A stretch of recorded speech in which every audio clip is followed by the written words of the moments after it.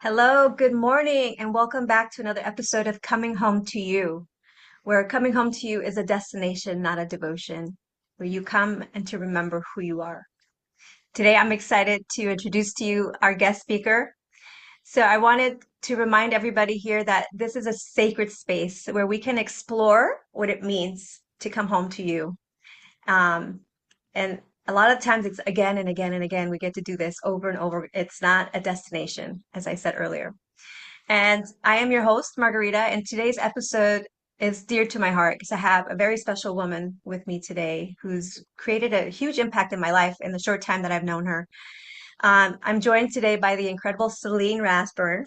She's a powerful powerhouse leader. She's a mama, a truth teller, one who firsthand knows what it means to choose herself, even when life pulls her in every direction. So together we're going to explore the messiness, the beautiful journey of remembrance, because coming home to you isn't a destination. Now I'm repeating myself again. So grab your tea or your cafecito and take a deep breath and let's settle in for this heart-opening conversation. So we're just gonna, if you can, close your eyes and just ground yourself in your intention. Take a deep breath in the nose. And as you hold it at the top, just feel yourself sitting or standing where you are. Feel your body in this moment. Think of something you're grateful for today and let go of the rest not serving you.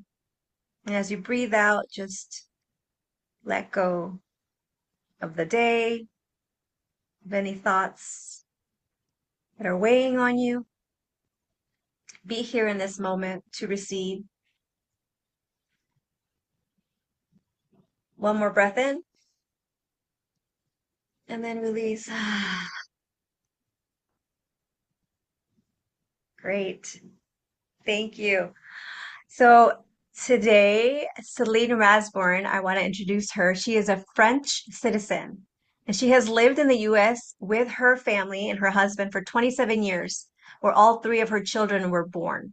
She has Thibault, is that how you pronounce it? Thibaut, Thibaut. Thibault, 25, Matthew, 19, and Claire, who's also 19. I'm assuming twins. Yes. And so she has worked for a Japanese corporation in the IT industry for retail worldwide for 32 years. And she loves cultural experiences, traveling, and music, which she shares with her daughter. She is a stand for values such as love, passion, and freedom. That's beautiful. She also loves coaching leadership for people to up-level their life and in corporations to keep employees contributing to their organization. It's a lot of beautiful work. And with that, I just want to say welcome, Celine. Thanks for being here. Thank you, Margarita. So special to be here with you, and I'm delighted to share, my experience. I hope this serves you who are listening, that something comes up for you that you can pick up and run with. And thank you, Margarita, for being an inspiration for many people. Oh, well, everybody, Celine was my coach in my leadership program, and I just love how she presents herself and how she gets curious. You never feel judged. You always feel seen and heard so deeply. Like she could see the light in me. And I just so grateful to have her here to share her wisdom with you today. So please buckle up, tune in, and take and turn off any distractions. You don't want to miss a minute of the show today. Okay, so with that, I'm going to get started with our first question for you. So, the work that you do holds such deep medicine for the feminine women and for the people in general. Was there a defining moment in your journey, especially as a mom, where you realized that coming home to yourself was not an optional decision, but like a sacred choice? Yeah, and to me, that actually came to life very late in life when pretty much before COVID, when so my kids were pretty getting into teenage years, or not quite, but getting there. So my twins, and then my oldest son basically was going to leave high school to go into the Air Force, the U.S. Air Force. And what I realized then is, who do I get to be for them when I'm not there with them every day? And who do I get to be so I can have the values travel with them wherever they're going to be, and really ground that into them so that that's the most important thing. Everything we do every day, all the characteristics from our society are very well. And at the end of the day, what I care about is that they're happy. They're happy no matter where they go in life, whether they are, stateside, overseas. And this really came to me because my son ended up leaving to go to Okinawa, and for 4 years, we were not able to see him because of COVID. But before that, what happened to me is I went into a rushed menopause phase. And I realized that basically I was disconnected from who I was. So I realized that working for a Japanese corporation for so many years, I was trying to mimic all these leaders that were around me, all male, and I was trying to be more like them. And Mm. over the course of 15 years, since I had my twins, I basically realized that I was not being myself anymore, and that wasn't bringing me joy. And more importantly, it was very hard for me to be the person I was everywhere in my life because I was suppressing some aspect of me that I had forgotten. And having children is a blessing because they pull it out of you. They show you where you're not being, right? They're showing you where your shortfalls are. And for me, that was the wake up call to really say, hang on a minute, I want to be me. So this was my big wake up call was really about when my kids started being older. So when they're little, honestly, it's a lot easier. It's a lot of doing and busyness. But when they get older and they start reflecting on their values, they start creating what they want to create in life. There's a wake up call for what I stand for and what I want them to understand is important for them to carry forward in their life. So Mm. that's pretty much when that happened, about 6 years ago. Yeah, I love what you said about how your children bring out in you the parts that are the wound, right? The parts that we run away from are, what some people will call the shadow. And it's so true. That's been my experience as a mom in recognizing that I I can't like get away with it anymore, right? Like Yeah. if I want my children to have instilled values that I want them to move forward and who they show up as themselves for themselves, that I needed to start doing the work because I could tell them till I'm blue in the face, but if I'm not modeling it, then it kind of goes on deaf ears. So I Yeah. love that you took yourself on in that moment. Yeah. Um, because I think what I heard too, you talked about it was around the teenage years. What was one of the biggest fears that you had that you really felt the urgency? Because I I think, think the impact, we used to live in Southern California, and I became very, very uncomfortable with the culture or lack of values that were not clear. We moved to Arizona then, and you were still very European in our ways of being. And what was missing is really the values that are important for them. So they just get too distracted by the way they look, the way things look, looking good all day long and not being themselves. They were not being themselves, and their friends were not nice friends, neither. And for us to reground ourselves into values that we found in our community, in our church, we found that here because we got to slow down and really connect to what was important for each one of us. For my daughter, it's music. For my son, it's he's very he's got a heart to serve. My two sons are very much that way, and so he got to really connect with who he wanted to be, and he wanted to serve in the police department. So very quickly, that's where he found his calling. But that took us to slow down and really just see who we are as people, and to just reconnect to simple things, and not what society was calling, to be the latest thing that makes us look so good. yeah, that must that I know that that was a really good gift for them, right? Because there is nothing more important than to truly know who you are and to honor that and to have the boundaries and self-care and to maintain that, especially in a place like America where it's so easy to disconnect. It's so easy to feel isolated and alone, right? Yeah, yeah, Um, and I think Yeah, more people, if more people were honest and loving interruption, we would be more evolved, I think, as a species in general, because we would see the places that we get to grow yeah. and how we're showing up in the world. And I think for people, who realize like us, like you and I, Margarita, and hopefully some of your listeners, it's up to us to make a difference too. Not just in the life of our children, but in the life of all the people they get to meet with. I mean, they'll have their friends come over and I will have some really deep conversation about what's up for them. Like I can tell something's not right. And spend the time and take the time to really connect with those kids who, my kids were the first group of high school who graduated post COVID. And there was such an easiness about connecting. They really suffered from the lack of connection. And, we had to go the extra mile to really just create that in the 2 years that they got to do that in high school. They had a whole different experience. But that also woke up the fact that we get to be there for other people, Mhm. and we get to reach out for other people as well and show that we care, right? Mhm. Yeah. Speaking of connecting, like what was a pivotal moment in your life, um, becoming when you shifted becoming a mother, Yeah.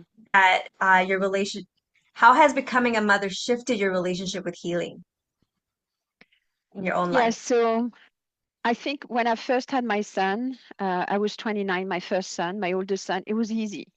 It was just one of those, oh, we're going to have a son. We had traveled for 5 years and we established ourselves in the US. And it was just easy. It just happened. And then my husband actually played the role of, we have a kind of a role reversal in my family. So my husband is the one who actually brought up my son, my first son. And then after we wanted to have more children when he was, 3, 4 years old, and I found out that I had actually caught a disease that I wasn't even aware of. Mm, And I wasn't able to have children naturally. And we had to go through IVF in order to have children. And it's actually going through that process that really made me feel, honestly, that something was, I thought something was wrong with me. And it's not me who was wrong. There's something happened after my son's first birth that nobody caught. And, it caused some issues, but it really deep down inside me, I had a lot of guilt. And, I lost 2 pregnancies in between. So there was a lot happening there. And yes, I got my children. And actually, the practice that I used to go through the IVF, they introduced me to meditation. And I mm, didn't know anything about it before. So they did a lot of grounding. Like every visit, I would have an acupuncture session and I would have meditation. And that really helped me heal the wounds that were established in my body about something's wrong in my body, mm, because I had to accept my body in order to have my next children. And I continued doing some work afterwards about, feeling the guilt of having to go through IVF in order to have children, not being able to do that naturally. But it really took quite some time. And again, through meditation, I went through a stage where I went through a deep meditation with a practitioner, and I got to see that I was holding trauma in my body. And actually, I had tightness in my hip and in my knee that I didn't realize was actually, me holding to the trauma in my body. And that was the trauma of my 2 pregnancies that I hadn't really accepted, forgiven myself for, and really grieved. And I will forever remember the day when I woke up from the meditation and I was able to sit in a lotus position, which I hadn't been able to do for many, many years, and how light I felt in my body, generally speaking, and how I was able to release so much of the guilt that was there. And I was able to journal freely after that session. Um, so sometimes we just, oh, life is tough and we just get to play through it, and push, push, push through. Well, you can push through at the moment to just get over it so you can get on to the next thing because you've got young children, because you've got duties, responsibilities. But at some point, you have to stop. And I realized that I had to stop and really grieve and accept it so I could really see myself, for who I was as a woman. And of course, I went through some trauma, but I was able to release it. And I really clearly remember that day when I saw what I was holding in my body. It was really freeing to see what I was holding on to, but I had no Mhm. idea, no idea. So your trauma and you not looking and pausing Hmm. caused some actual imbalances in your body where it created pain.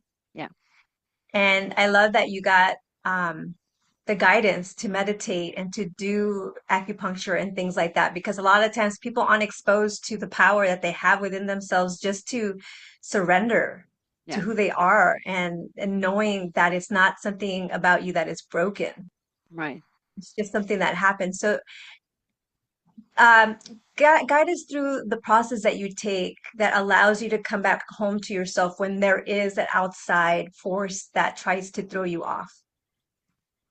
And I think this happened again. So this happened when I had the two pregnancies in that fell in my tubes, and it happened again when I went through at 49 when I went through. I had to basically have a full hysterectomy, including removing the tubes. So that was pretty traumatic because I realized again, that woke up some of those feelings about my body not feeling right, not being right, you know? So I actually went through that again. So what really happened, like what really happened through the process was the acceptance that kind of differentiating my feelings from what really the thing was, right? The fact that my body had caught on to a disease and, there was nothing I could have done about it. And it wasn't my fault. This was the big thing about clearing the guilt, right? And I remember just really going in with a chakra meditation where you start at the bottom, and I was always grounded only in the sacrum. I could never move up because I was holding on to something there so much. I didn't see it, right? And I remember being in a pool and having lights around me that had different colors to help me leap over the next color and letting go. And I remembered then at that time that basically my body is still a temple. It still got to carry three children. And I love what he created for them. I was able to breastfeed them. I had three extremely healthy children. So I got to see that at the end of the day, my body was my temple, and that's what allowed me to create three beautiful lives. They were safe, they were beautiful, they were very healthy, and the rest just got to go because it was just not healthy and was not supporting me, right, in any way. And even at menopause stage, it just wasn't supporting me, right? It was going to create something that wasn't good for my body. So those parts were not needed anymore. And I got to really release it. And I remember in the pool when I managed to get up in the chakra, and the day that I was able to do the whole chakra with some guidance, just how excited I was that I was able to just get past the sacrum part and get into my body completely. And I continued that practice for about a year rigorously. The meditation every day as part of my self-care, and then the chakra at least twice a week. And water was very purifying for me. So I don't know, when I need to ground myself and I'm overwhelmed, I usually go outside and I put either my feet in my pool, even if it's cold, or in the grass. And I just ground myself with Mother Nature, Father Sky. And I basically just ground myself into who I am as a very simple woman, right? And the fact that, my body is my temple and there's still so much in there that serves me, moving forward. And I just get to be in gratitude for what I've been able to extract from my body that has supported me all along, and my children, and still supports me and my husband and the people that I'm connected with. So just really the practice of meditation, the practice of daily gratitude, and recognizing who I am every day and what I'm grateful for, which are usually very simple things, right? I am usually grateful for just, can be just outside and being in peace and quiet and just connect with nature, um, and really just reground myself. So the regrounding into why I'm here and also who I am, and really cherishing my body for what it has created for me, and how it's supporting me still today. And then me cherishing it so it can continue supporting me going forward, right? Mm. So, I take care of my body, and I cherish what I put in my mouth, and I do exercise, and I do my self-care, because the self-care is what's helped me really reconnect with me as a woman. Remember what I just told you about working for a Japanese corporation for 32 years and being a mom male? That energy, is a half a person. And my other half, the flowing river, flowing female energy that sees things, getting resolved and trusting and being loving. That energy is what I basically reclaimed as part of Mm. that process. And one of the times that happened is I was doing an exercise where one of my coach sent me to my wardrobe and asked me to take a picture of my wardrobe. So I opened the door, take a picture, I come back, send it to her. And she said, "What do you notice?" And I looked at it and I'm like, "Oh my God, there's no color." I mean, they're colors, but they're so dark you can't even tell they're colors. And this was just a wake up call to realize that I had disappeared, because I Wow. remembered having very colorful jackets and shirts and everything else, but I had completely disappeared, me. And I know why, right? I know exactly how that happened. I pretty much remember that this happened just before my twins, that I Mm. became this high power male energy, and then I left. At home, my husband said, "Okay, I can't really take care of twins. I don't think I'm capable of." So we decided to bring French au pair into our home. So basically, we had the young 20-year-old au pair. So they had all the fun, all the love. Like, they were perfect for my children. I remember telling myself this. They'll take care of the fun. They'll take care of the love. Like, they're so loving, so caring for my children. I kind of put myself into that box. And I said, they're doing a much better job at it than I am. I just remember having this conversation with myself, until I realized that that was always there. And then I suppressed that need all this time until I woke up to it later. And, when I reintroduce that flow, like, water is very important for me. It always gets my energy flowing and my female energy in.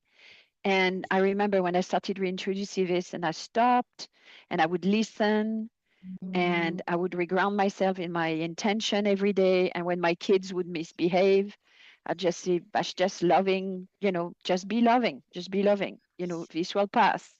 They're just being kids, not trying to control them in, you got to do this, you got to do that. No, no, no, all day. I was no fun for them and no fun for me." And so all of that kind of came through, the habits of reintroducing the self-care, reintroducing, which included meditation, and then some really strong practices with the chakra work that really broke me through, in a very, very big way. Um, with my old ways, of being, which I didn't like, obviously. I didn't like to be in that male energy all the time. That's not really exciting, honestly. And I don't think my husband enjoyed it all the time neither. He much prefers me in my female energy. Yes, it's good to have a balance, right? I think a lot of times we hear masculine and feminine. We're like, I don't want any masculine. And I was like, no, it's good to be balanced. So I love what you said in the middle there when you were sharing how you uncovered and recognized the parts of you that were there. You already Yeah, had them. It's not like it was something that you had to learn. It wasn't something that you had to go outside and get. You just had to remember yeah. that that is your true essence, that you had the feminine, divine, the softness Hmm. in Hmm. there. Yeah, because I And remembered having it. I mean, you know, I remember it was there buried somewhere. yeah, and I think it takes some sort of a self-reflection, right? And getting curious and without judgment. I hear too Right. is that you're saying that you look at something without it being a wrong or a right or a good or a bad. It's just that, hey, this is what it is. What is my truth? Yeah. And then you do the self-care and you listen to what your body needs. And so I Yeah. think that is a great way to get grounded. And I love that you talk about how water is so important in being in nature, because I think that also gives us a sense of connection to something greater, bigger than us. Hmm. Um, and so I have talked many times in the opening of this call alone that coming home to you is not a destination, that it's a devotion. So what does devotion look like for you in real time? Well, in real time, it's a daily practice through my gratitude, being in generosity. So I love standing for people. I love connecting with people and, seeing them for who they are, making sure they're seen if I feel that they don't feel that way, basically. Um, um, so, and every day is just showing people that you care, you know. Um, what did Theodore Roosevelt said, people don't care how much you know until they know how much you care. Like that's really much, I stand for that. Like to me, it doesn't matter what's on the agenda. At the end of the day, if I can make people one difference in people's lives every day, then I'm excited. I'm happy, that I can make a difference in somebody's life every day. And why is that so important to you at this point in your life? Because I've run my life where I've been very results focused, getting this and that down, this and that down, and it doesn't bring happiness. Like you're never happy because the journey is never ending. But when you're content today in the day you're in, so you hear about abundance. Living in abundance means living today and not wait until tomorrow to get what you want, but just bring it in today and being connected with people and really creating that trust and those connections where they also get to carry it forward and pay it forward. That's magical because the ripple effects are beautiful too, and it really brings peace, peace to mind, peace to our heart in a world that's not very settled. Not that the world has ever been settled, but we live in a world that's complicated, um, where there's a lot of confusion on people's part. So to me, really being grounded and helping people just be in the moment and truly be themselves for what they are, knowing, what I went through for my transformation and helping them just get grounded on who they are and knowing that that's enough. You don't have to be anybody else. You just have to be you and accepting all the pieces of you. Now, during your journey of coming home to you, is this something you did alone, or you had any coaches or mentors that guided you? Do you think that that's an important aspect for the healing journey? Yeah, again, the connection, right? So being in a community, so not just individual coaches, but being part of a team. Um, where I have done probably the biggest of my work is in a women's leadership team, where I got to be really connected with other women. I'd never had women friends until really 6 years ago. Most of my friends came from work or my school, so I had very few female friends. I had tons of male friends. So again, mixing with the right people, right? So coming into a community that had women made a huge difference in recommitting to what that looks like to have friendships with women and what that looks like, to have a friendship with women as opposed to a friendship with a man. And again, men, my husband is a very feminine type person from an energy standpoint. He's very loving, very caring, very romantic. He's got a big heart. So he's got that female energy basically that when I feel like I'm disconnected, I usually think of him and I'm like, how would he feel? And that brings me back to it. So he helps me a lot also. But for me, it was really being in a community. So I think having a coach, a life coach, but also being in those small groups that really support you and really creating those connections where everyone is just being who they are, but they are there for you to help you and see you, right? Including, whether it's from a health standpoint, but just really basically going through life together um, with the same values, right? Caring about people and having a Yeah. big heart. Yeah. So living in generosity is very, very important to me. Being there for others. Yeah, I love you brought up values a few times. How important is it when you're on this journey, right, of healing and leadership and remembering who you are and coming home to you? How important is it really to have your core group of people like your husband and your children or whoever to also be on that journey or like-minded as well. How important do you see like let me ask you this question instead. When you were going through your process, how did you find the people who were not having the same values as you anymore? How did that dichotomy, the Yeah, so I relationships? think when you commit to connect, to be connected with people, it can be messy. Like it can be a day where you really have a bad day and you want to hide. So I think the power of being in a group and being connected with people where you're going to pick up the phone and call that person because or share with that group what's happening with you. Because it's not about hiding. It's about, asking for support and also, just being heard. Because we don't have all the answers. I certainly don't. And when I'm stuck, then I get to reach out to someone because they're going to tell me, they're going to say, oh, this is what's happening. Look. And because I don't see it, right? So when you're stuck, usually somebody else can say, what's going on, and ask you the question that you forgot to ask yourself. And it's a lot more fun to do life with other people than do life by yourself as well. So I think to me, that's, in my experience, doing it alone is just not going to be consistent. So I've lived my life very consistency, and I know consistency wins, right? When you're consistent doing something, the days you're up, the days we're down, doesn't matter. You're consistent and you keep doing them. And just being consistent through the practices of, the self-care practices, being consistent in being connecting with people, and accepting that being messy is part of life. We don't always have to look perfect. We don't always have to be the right person, or we don't connect with people just when we feel great because we disappear 3/4 of the time. If that was the case, and that's usually reality, people disappear and they get forgotten. And to me, it's like, I haven't heard from somebody for a while. I just pick up the phone and call them, say, hey, I was thinking about you. I haven't heard from you. What's up?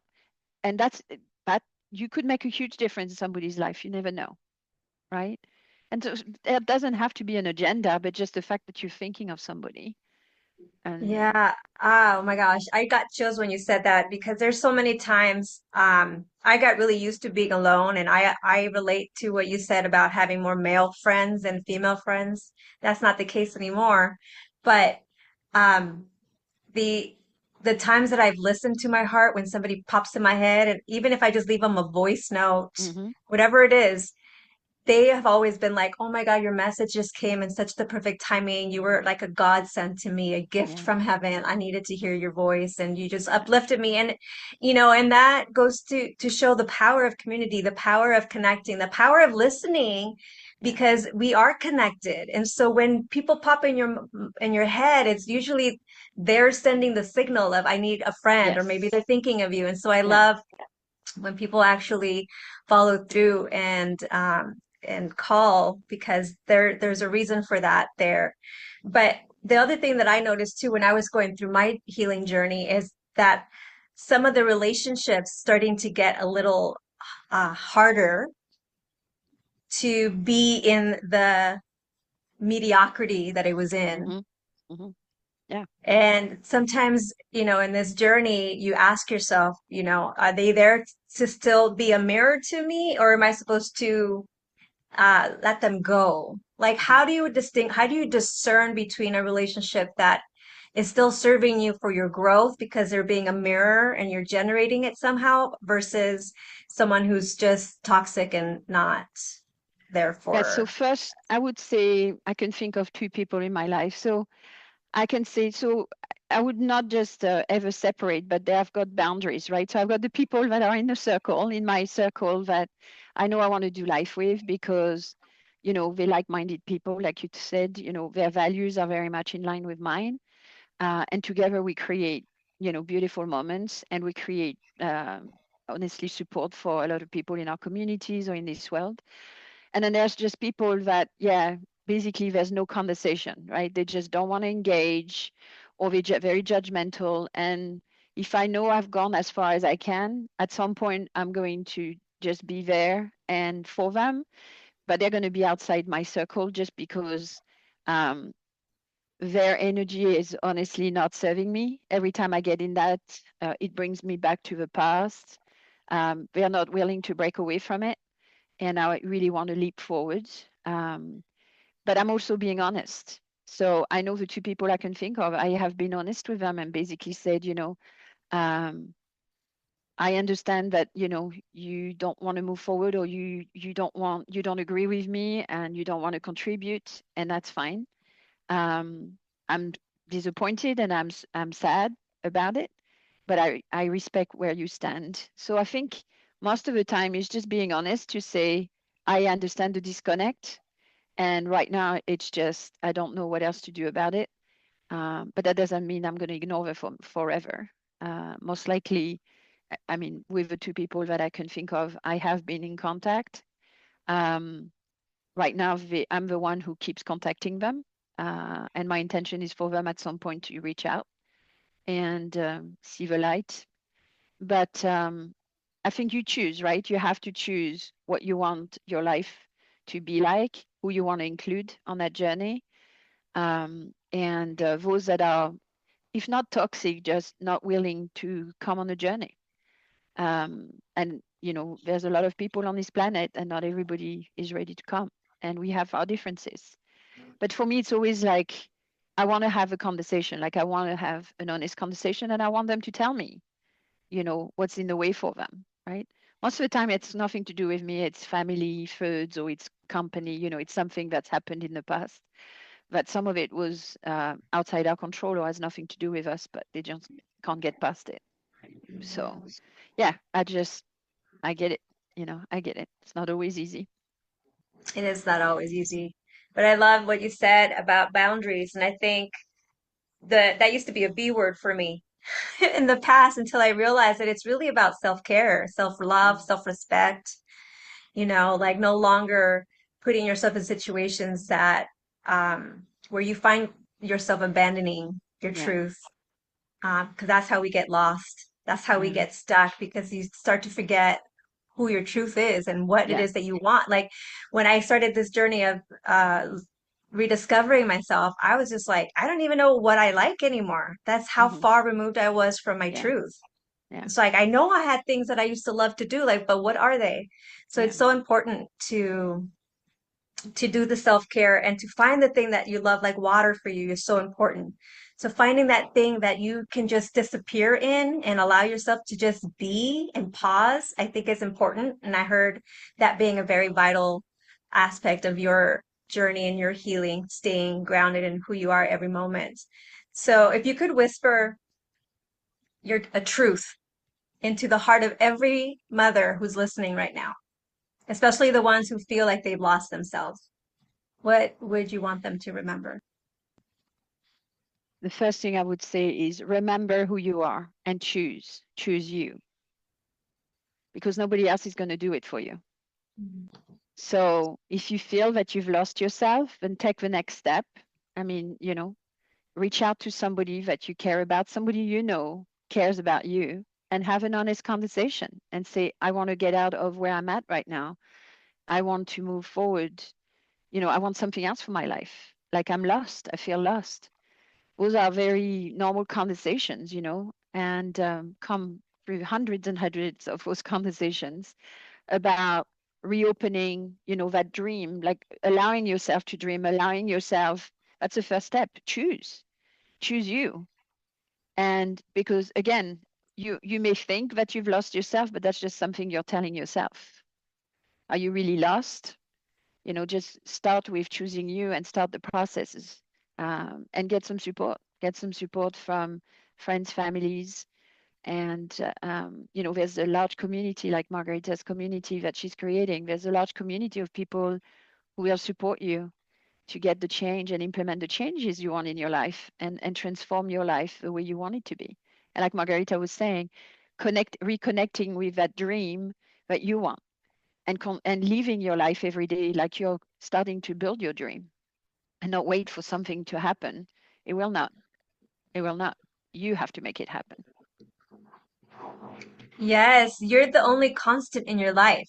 Yeah. There's no one else who's going to choose you and show up for you more than you are going to for yourself. So I And you'll be love, an inspiration for everybody in your life, your kids included. I mean, that's being a role model for your children, by the way, because yeah, a lot of women who have given their life to their children, they've lost themselves into that, right?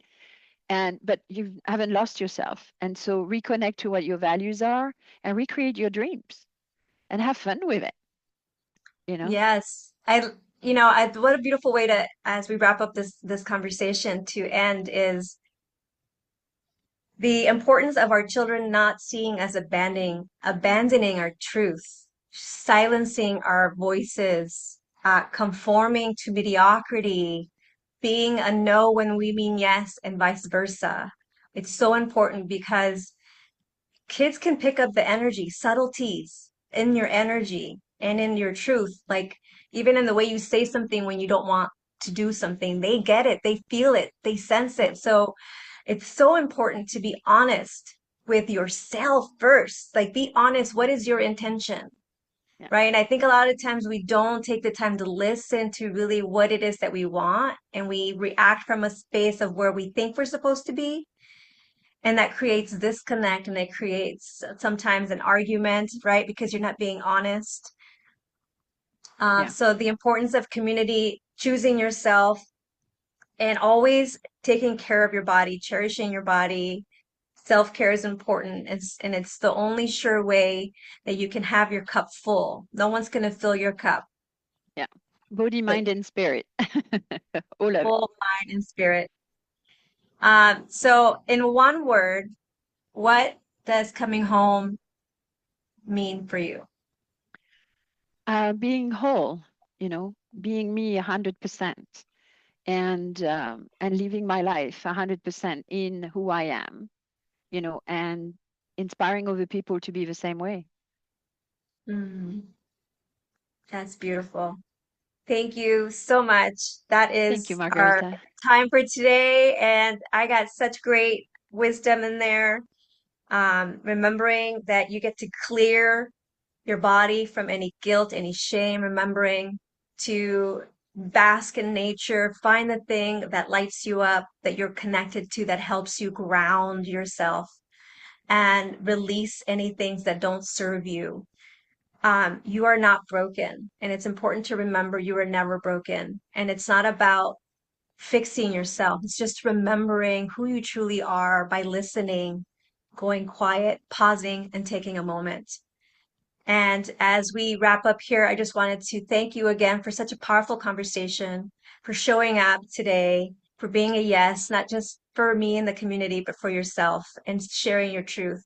It's important to remember that we are not alone, that we don't have to do this alone, even if society makes it feel like we're weak by asking for support. The truth is, vulnerability is a strength.